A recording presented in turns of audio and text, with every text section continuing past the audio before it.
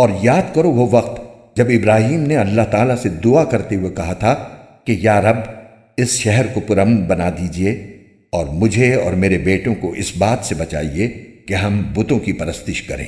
میرے پروردگار، ان بتوں نے لوگوں کی بڑی تعداد کو گمراہ کیا ہے، لہٰذا جو کوئی میری راہ پر چلے وہ تو میرا ہے، اور جو میرا کہنا نہ مانے تو اس کا معاملہ میں آپ پر چھوڑتا ہوں۔ آپ بہت بخشنے والے بڑے مہربان ہیں۔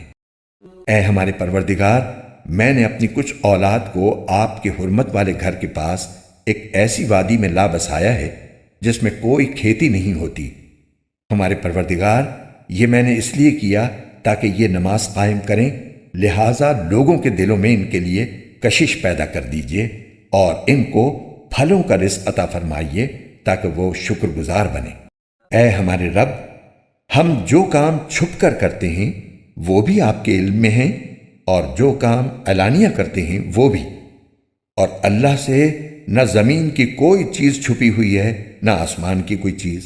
تمام تعریفیں اللہ کے لیے ہیں جس نے مجھے بڑھاپے میں اسماعیل اور اسحاق جیسے بیٹے عطا فرمائے۔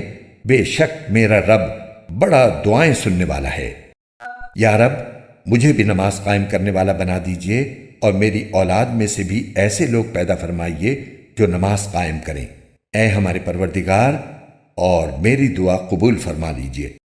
اے ہمارے پروردگار، جس دن حساب قائم ہوگا اس دن میری بھی مغفرت فرمائیے، میرے والدین کی بھی اور ان سب کی بھی جو ایمان رکھتے ہیں۔